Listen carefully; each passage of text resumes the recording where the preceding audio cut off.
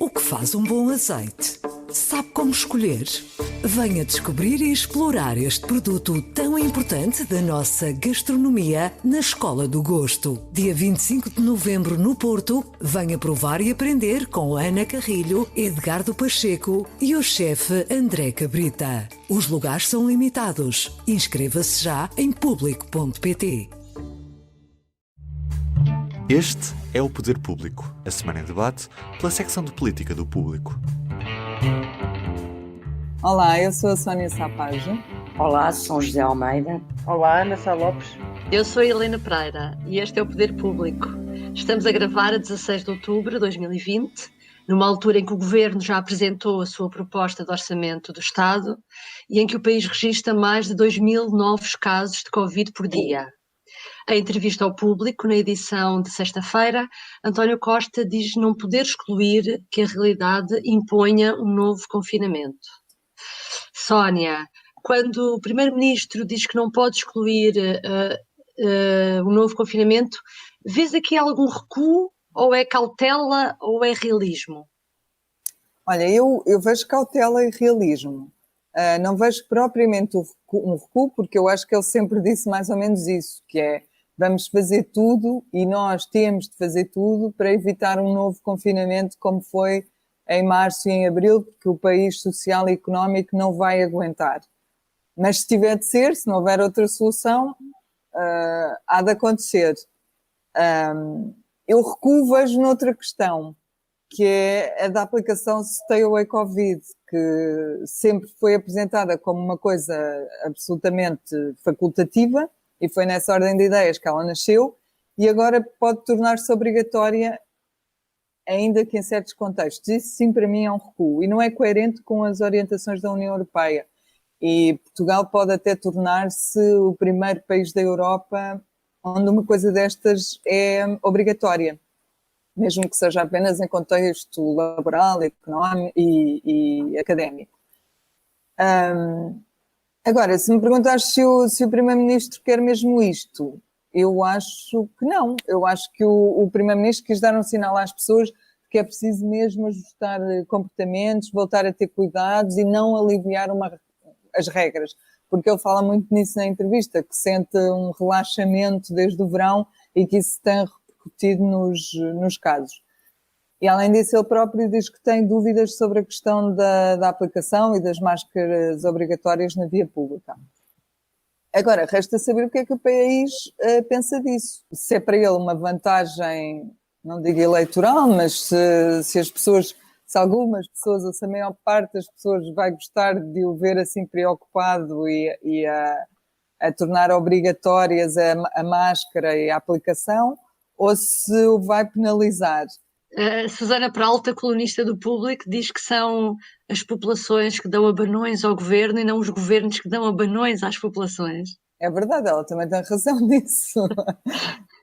Há quem diga também que é para nos distrair um bocadinho do orçamento do Estado.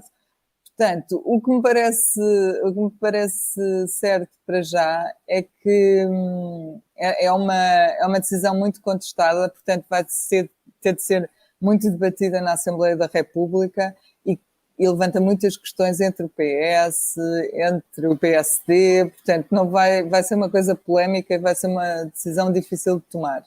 Ainda bem que foi para a Assembleia, obviamente. E é isto. Acho que há, portanto, cautela e realismo numa parte e recuo noutra. São José, António Costa, o Governo aprovou o regresso à situação de calamidade. António Costa admitiu até que pode haver algum autoritarismo em algumas medidas, algumas decisões, embora não goste de o fazer. Vês autoritarismo? É assim, a situação de calamidade em si não é propriamente autoritarismo. O que é que pode conformar autoritarismo? É de facto este diploma sobre as máscaras e sobretudo por causa da aplicação. Portanto, vamos por partes. A situação de calamidade eu creio que faz sentido, porque de facto o crescimento exponencial dos números de casos e até de mortos, tem havido dias em que os mortos têm subido alguma coisa, Faz sentido, porque isto vai ser um ano muito difícil, isto vai prolongar-se durante meses e meses e meses, e de facto é necessário as populações estarem acordadas para este problema, e ao subir o patamar para calamidade, o Primeiro-Ministro está a fazer isso, a tentar alertar as populações, como ele diz na entrevista ao público, e que aliás pode vir essa parte muito completa no podcast sobre a entrevista. Ele considera, e é um facto, não é, que a pandemia neste momento está disseminada na comunidade. Ele não pode ir por medidas setoriais ou regionais, de fechar setores da sociedade ou da economia, ou fechar terras locais, porque a coisa está de facto completamente espalhada. E então só há 2 patamares de ação: ou o confinamento geral ou a responsabilização individual geral. E é esta a aposta que ele está a fazer. É evidente que ele acompanha uma subida que eu até acho normal e importante de situação de proteção civil, com um diploma em que mistura ainda por cima o uso obrigatório de máscaras na via pública com a utilização da aplicação, e que são 2 coisas diferentes. Embora mexam as 2 com os direitos, liberdades e garantias, há situações diferentes. Eu considero, por exemplo, e acho que o resultado final do diploma vai ser que vai ser aprovado o uso de máscaras obrigatório na via pública, até porque o PSD concorda com isso, e a aplicação não vai ser aprovada nunca, a obrigação da aplicação. Também acho que não. Porque o que é que se passa? Obrigarem-me a usar máscara é tirarem-me o direito individual a eu não usar máscara? Não, não é. Porquê? Porque o meu direito individual a andar sem máscara é o meu direito individual a contaminar outros e a ser contaminada. Isto é uma loucura, nenhum Estado pode aceitar isto. Numa questão de saúde pública, com a dimensão e com os riscos desta pandemia. Portanto, a questão do direito individual na questão da máscara coloca-se para mim ao contrário. É o meu direito individual a que ninguém me contamine e a minha responsabilidade individual de não contaminar ninguém. E neste aspecto, eu penso que é viável que o diploma consiga passar nas máscaras. E acho que pode ser uma medida que ajuda a controlar. Agora, a da aplicação já vai muito para além disto. Vai para o lado do Bagdá, já tem razões, tem questões completamente inconstitucionais. Embora Rui Rio diga que só duvida da obrigatoriedade da aplicação, não por uma questão de direitos, de pôr em causa direitos fundamentais, mas porque não é muito eficaz. Não, Helena, para já. O Rio também não percebeu bem como é que ela funciona. Pronto. Quase ninguém tem a bendita ou a maldita da aplicação. Olha, eu não tenho e não vou ter. Nem com polícia me venha aqui a casa prender para eu pôr a aplicação no meu telemóvel. Nunca pus e não vou pôr. Porque eu não confio de facto na privacidade de dados daquele sistema. Mas tu és coerente, porque tu não tens Facebook, não tens redes sociais, portanto tu és coerente. Pronto, mas não quero. Não partilhas os teus dados com as multinacionais. Já chega o que o Estado sabe sobre mim através, nomeadamente, do Ministério das Finanças. Eu nem peço faturas com o número de contribuinte. Ninguém tem que saber em que é que eu gasto o dinheiro. Portanto, e depois como é que é? Quer dizer, quem é que tem telemóveis em que possa descarregar aquela aplicação? Então isto é o quê? É uma medida para os ricos. Aquilo é tudo absurdo, mas o mais absurdo de tudo é que aquilo é só obrigatório para quem tem aqueles telemóveis. Claro, porque não tem telemóveis não é obrigatório. É uma lei inconstitucional de todas as maneiras. Desculpa, é uma medida sanitária para ricos. Sim. Quem é que tem dinheiro para comprar um smartphone? O cidadão comum não tem um smartphone. Eu acho que está tudo maluco no governo, a sério. Acho que está tudo maluco. Porque tudo maluco não está, porque a coisa das máscaras é sensata, o estado de situação de calamidade é sensata, tem havido muitas medidas sensatas. Agora, isto de facto é um disparate. Eu acho que ele conseguiu fazer uma coisa que queria, não tenho dúvida que era isso que queria, que era pôr toda a gente a discutir a questão de se a situação está ou não está grave.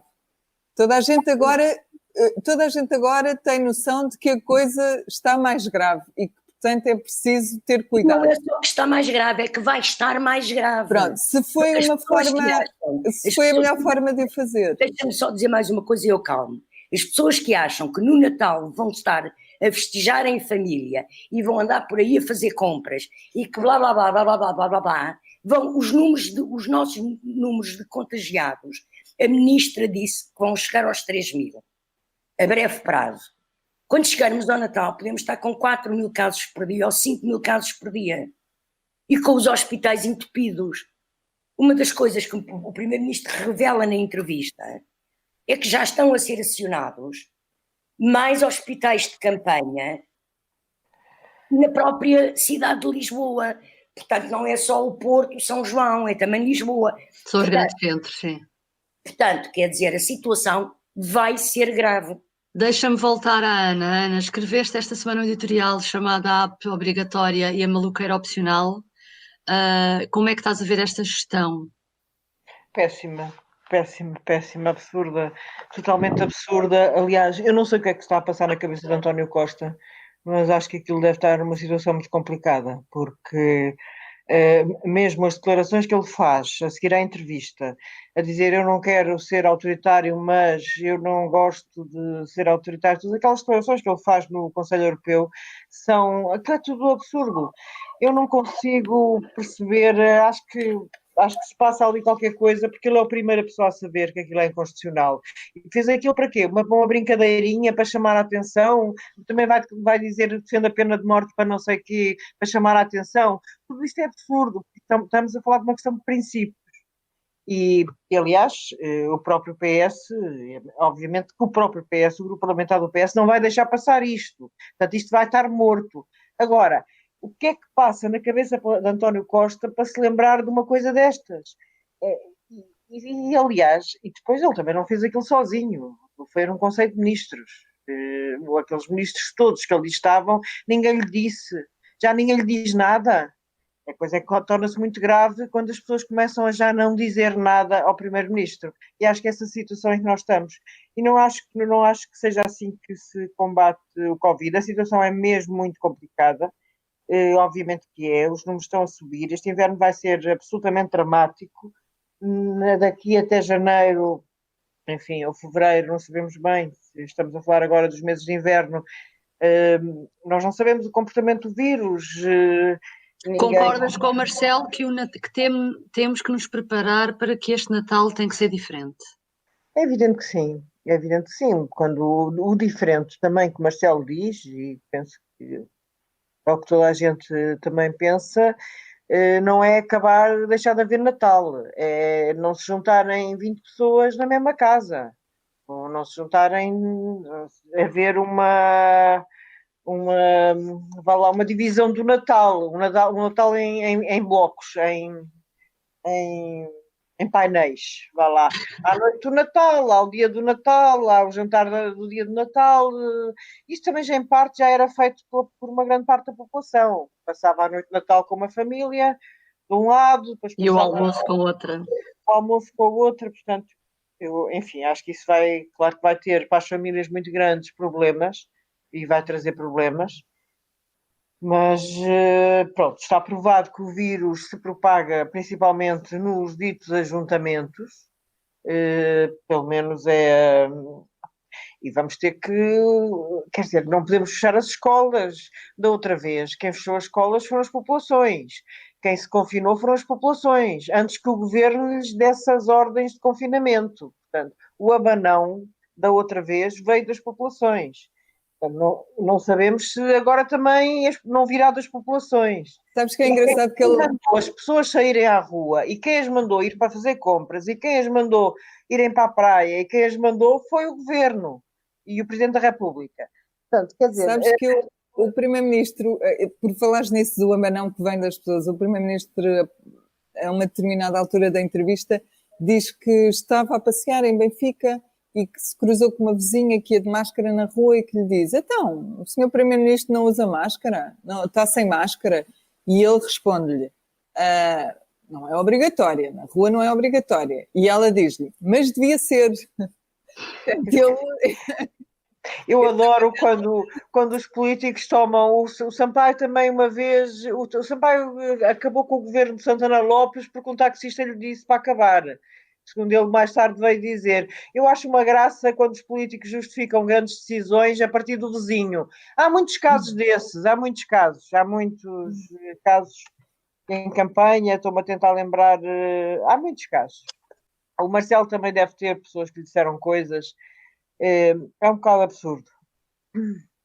Mas, enfim, a questão da máscara obrigatória, pronto, divide os países. A máscara obrigatória... Agora, o problema que me faz a questão da máscara obrigatória é que as leis têm que ser claras. E o que eu ouvi até agora é que a máscara é obrigatória nos sítios onde há muita gente. Portanto, em algumas ruas de algumas cidades. Sim. Portanto, e eu já ouvi dizer, a justificação é o bom senso. Quer dizer, não é bem o bom senso, porque depois temos a polícia, como se viu durante o confinamento, enfim, a interpelar pessoas que iam de carro para ir à farmácia, para não sei o quê. Portanto, é preciso... As leis têm que ser absolutamente claras. Portanto, a lei da máscara obrigatória eu até ainda não vi grande clarificação tirando o que é o bom senso. O bom senso não é obrigatório, o bom senso é opcional.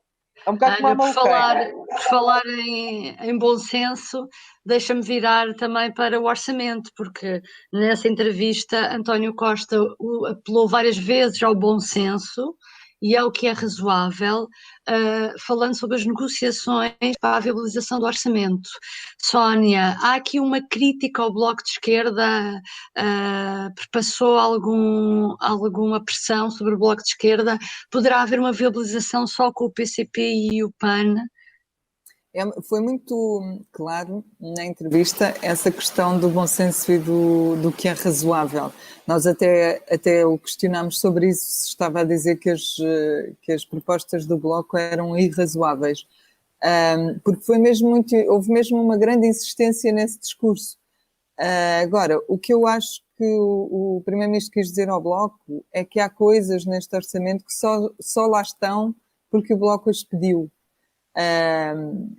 E que, tendo havido essa cedência, o Bloco não está a ter o bom senso de valorizar isso.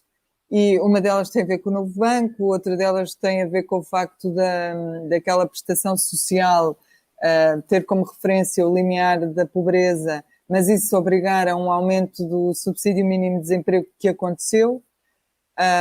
Ele quer dizer que isso é a marca do Bloco no orçamento e que o Bloco não está a vê-lo.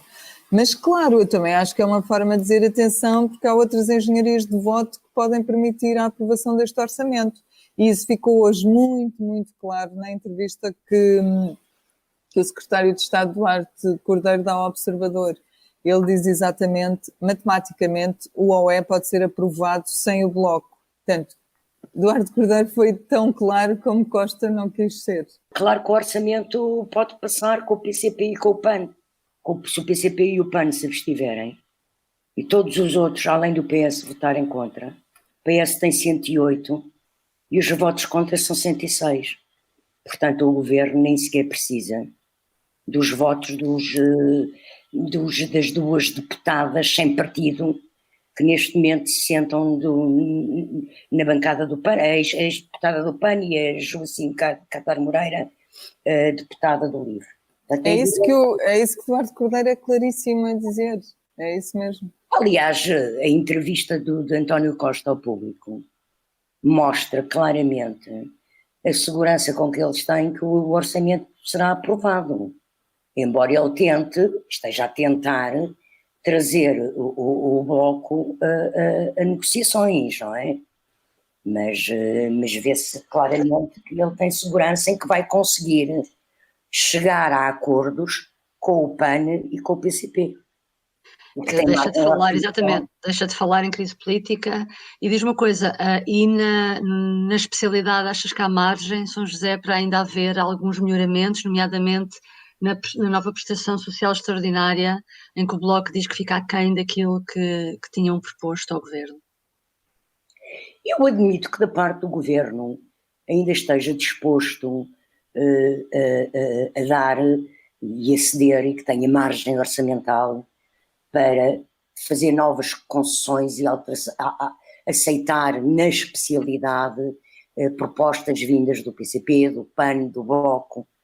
É sempre assim isto, não tem novidade, não é? Até do próprio PSD, aceitar propostas, não excluo. Agora, e estou convencida que tem margem orçamental para isso. O que eu duvido, e aquilo que me tem impressionado neste processo negocial, é se o BE está de facto interessado em negociar alguma coisa. Porquê é que eu digo isto? Na sexta-feira passada, o Público publicou isso sábado, havia troca de documentos já na fase de negociações com papéis na mão, não é? Pronto, de propostas, e já não só de conversas. O Governo tinha enviado ao PCP, ao Bloco, e não sei se a mais alguém, mas a estes dois sim, documentação, como nós escrevemos. O PCP tinha respondido na sexta, e na sexta o Governo estava já a responder à resposta do PCP. Mas não tinha ainda recebido a resposta do Bloco. Nessa tarde, Catarina Martins faz declarações a dizer que o Governo estava a ser intransigente. E só de madrugada, revela António Costa na entrevista ao Público, está na versão maior da entrevista isso no online, só de sábado de madrugada é que o Governo recebe esse documento. E assim como respondeu ao PC e enviou na sexta, no sábado, envia nova resposta ao BE. Quando gravámos a entrevista, quarta-feira ao fim da tarde, o Primeiro-Ministro revela que ainda não tinha recebido nada. Portanto, o Bloco está a querer de facto negociar.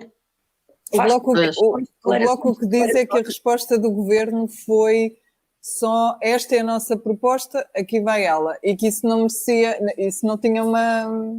Pois olha, eu não sei, eu penso que o PCP não é ingênuo e que o Bloco também não é ingênuo. Nem são estrategicamente incapazes, portanto eu de facto não percebo porque é que o Bloco está a fazer uma pressão. Eu percebo que se faça pressão, isso percebo. Agora, este tipo de pressão não consigo perceber e não sei. Agora, que há margem para negociar, há. E provavelmente vão negociar. Sónia, voltando a um assunto que tu falavas, ao novo banco, realmente uma das novidades do orçamento é que não há dinheiro para o Fundo de Resolução, o que agrada à esquerda, e apesar de contemplar vários apoios sociais, este orçamento consegue mesmo assim reduzir o déficit em relação a este ano, o que significa que o novo Ministro das Finanças poderá estar a preparar-se para regressar à meta dos 3% depois em 2022. O que eu pergunto é, João Leão mantém a receita de Mário Centeno? É o primeiro orçamento sem Centeno, mas é um orçamento a Centeno. A lógica no Governo, a ideia do Governo é manter essa mesma receita. A ideia do Governo é que foram as contas certas e o cumprimento dos déficits que nos puseram na posição confortável de ter tido o excedente o ano passado que estava previsto para este ano e que já não foi possível por causa da pandemia. E o Governo agora tem até, segundo nos explicou o próprio Primeiro-Ministro na entrevista, tem até ao ano em que o PIB voltar ao nível de 2019 para voltar a ter contas certas, no fundo. Portanto, até lá pode relaxar um pouco nos objetivos, mas esse não é o objetivo deles. E ele diz mesmo que em 2022 ou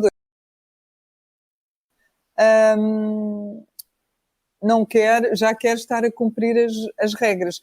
Portanto, sim, o objetivo mantém-se totalmente. Acho que não houve aqui uma mudança de estratégia. Deixa-me só acrescentar uma coisa: ao secretário de Estado do Orçamento de Estado, Mário Centeno, era João Leão, portanto era ele que fazia os orçamentos já. Sim. Ana, sobre ainda o Tribunal de Contas, a polémica do Tribunal de Contas, que já vem da semana passada na entrevista ao público, António Costa reconhece que a decisão de não reconduzir o atual presidente do Tribunal de Contas não foi errática, mas errada foi de certeza porque não foi bem comunicada. E acaba por atribuir a culpa a Marcelo Rebelo de Sousa quando diz que, quando foi da substituição da anterior PGR, o presidente explicitou publicamente o critério que havia sido combinado entre presidente e governo sobre essa matéria. Como quem diz, desta vez tinha que ser Marcelo a vir dar explicação? Isso é tudo outro absurdo. Mais um, pronto. Mas isto tem sido assim estes últimos tempos. Se pensarmos bem, tem sido assim, de facto. Errada. Agora, o Primeiro-Ministro passar a questão para o Presidente da República, eu acho uma coisa fantástica. Obviamente que é o Presidente da República que nomeia o Presidente do Tribunal de Contas, mas é o Primeiro-Ministro que o indica. Mas neste caso foi o Rui Rio, até. Não nos podemos esquecer que o José Tavares está neste momento como Presidente do Tribunal de Contas devido a uma pessoa que alegadamente não tem poder nenhum, chamado Rui Rio. O que também é o significado de como a Covid está a afetar as cabeças em geral e não só as que têm Covid em particular. Mas olha, que António Costa também defendia o mesmo nome. Quem defendia o nome de uma magistrada era Marcelo Rebelo de Sousa. Ok, mas a informação pública que nós temos, sim, estou a falar apenas da informação pública que nós temos, é que foi o Rui Rio a decidir que era José Tavares. Não, o que o Marcelo disse em ON Exatamente. foi que, e eu estava a ouvir o Presidente nesse momento, é que havia dois nomes, o líder da oposição preferia o que foi escolhido e o Primeiro-Ministro o outro, e que foi ele a desempatar. Pronto, está bem. Então, isso é pronto. Portanto, o nome terá sido o do... A primeira versão que li não foi essa, mas era uma notícia, de facto, não era... Eu acho que ninguém se portou bem nessa história, a começar pelo Presidente da República, que também andou completamente... como é que se diz? Quando um carro anda de um lado para o outro... Desgovernado, andou um bocadinho desgovernado. Era o Presidente do Tribunal de Contas, era ótimo, mas podia sair, mas um bocado como a questão do aborto há longos anos, em que o Marcelo dizia que era proibido, mas faz-se. Essa situação, acho que concordo com António Costa, foi errado, ninguém percebeu e as pessoas continuam a não perceber e nem sequer se percebe essa regra, porque, quer dizer, é um bocado... É que a regra das máscaras na rua percebe-se. Agora, essa regra do não poder haver, quer dizer, há qualquer coisa escondida que nós ainda não sabemos para que o Primeiro-Ministro e o Presidente da República tenham inventado uma regra. Ou é para mudar os nomes, ou é para dar oportunidades a mais gente naquela área. Ana, vai-se abrir agora uma janela para a revisão constitucional, não é? Uma vez que Ferro Rodrigues aceitou um projeto de revisão constitucional. Portanto, se calhar agora, finalmente, PS e PSD poderão ter a oportunidade para clarificar completamente que o mandato do PGR e do Tribunal de Contas é só um e não pode ser... Acho bem que façam, mas tu ouviste Marcelo dizer que na Constituição isso já está. É uma de uma forma dúbia, porque diz que o mandato é de X anos e não fala nem que pode ser prolongado, nem que não pode ser. Exatamente. Portanto, podia ser clarificado. Não pode ser dúbio, tem que ser clarificado. Mas pronto, concordo contigo, aproveitem para clarificar. Olha, por último, presidenciais. Questionado sobre as presidenciais e sobre esta polémica também de Ana Gomes ser o mais dirigente do PS e candidata e que não tem o apoio do PS, António Costa diz que seria um erro o PS definir como a sua principal preocupação uma eleição cujo resultado parece razoavelmente definido, desvalorizando e dizendo que, pronto, como mais natural é aquilo que ele tem vindo a defender, que é o apoio ao atual Presidente da República. Mas o facto, pergunto São José, o facto de António Costa não falar, não se referir a outra candidatura da área socialista, sem acrimónia não é um bom sinal. Aqui na semana passada Ana Gomes dizia-nos também numa entrevista que tinha o apoio de vários ministros do PS. Como é que viste a posição de António Costa? A posição de António Costa é aquela que ele tem tentado a assumir já desde quase o início do processo, que é de desvalorização do mesmo. Ele elege como eleições importantes as regionais e as próximas autárquicas, e pronto, e lá aceita que pelo meio tem que passar por umas presidenciais, como ele próprio diz, já estão decididas. E portanto nem sequer vale a pena envolver muito o PS nisso. O que é que eu acho mais relevante no que António Costa diz sobre presidenciais na entrevista ao público? Primeiro dá uma notícia, que é que a proposta que vai ser aprovada pela Comissão Nacional no dia 31 de outubro vai ser previamente nessa tarde aprovada pelo Secretariado, e que o Secretariado irá apresentar uma solução. Portanto, a Comissão Nacional vai discutir já com uma proposta de posição. E isto ainda não tinha sido clarificado. Por outro lado, ele é extremamente bruto em relação aos ministros que têm tomado posição nas presidenciais. Ele nunca hostiliza Ana Gomes. Ele chega a dizer, a certa altura, o próximo presidente ou a próxima presidente. Portanto, admite até teoricamente que Ana Gomes possa ganhar ao usar esta formulação, mas é extremamente agressivo, quer, por exemplo, para Augusto Santos Silva, que já disse que o PS não podia apoiar a Ana Gomes, como para Pedro Nuno Santos, que defendeu Ana Gomes, porque ele tem uma frase que eu vou ler e que é, de facto, duríssima. Ele diz, com toda a franqueza, não quero desvalorizar a importância do cargo, mas seria um erro para o PS definir como sua principal preocupação uma eleição cujo resultado me parece razoavelmente definido. Em vez de se concentrar nas outras duas eleições e, sobretudo, em fazer o que lhe compete, governar o país e enfrentar esta pandemia e esta crise económica e social. José, mas eu discordo isto, não é para Augusto Santos Silva. Não é para Augusto Santos Silva. É para Pedro Nuno Santos. Ana, desculpa. Pode ser mais para um do que para o outro. A gente não sabe. O Santos Silva também... Nós estamos aqui a comentar. Está bem, mas o Santos Silva também abriu a boca. Que encaixa que nem uma luva em Pedro Nuno Santos, sim. Agora, o primeiro-ministro manda os ministros governarem. Sim, mas é o Pedro Nuno Santos. Obviamente que aquilo está tudo partido entre ele e o Pedro Nuno Santos, e não com o Augusto Santos Silva, com quem as relações sejam boas. Eu acho que neste momento António Costa, e penso que Pedro Nuno Santos também não, já não perdem a oportunidade para se picarem um ao outro. Sim, com certeza, não é isso, eu não estou a dizer isso. Eu estava a dizer dentro do que é o rigor do que ele diz na frase. Ele não fala de ninguém. Agora é que ele manda os ministros governarem, manda, não é? Em vez de andarem envolvidos em discussões sobre presidenciais. José, agora, ele de facto nunca é agressivo com Ana Gomes. É muito. Fiquei aqui com uma dúvida do que tu disseste. O que é que tu achas que vai ser a proposta do secretariado? Eu quero que eu diga aquilo que eu escrevi em março de 2018, creio, março de 2019. Vai ser os jornais no dia seguinte servem para embrulhar?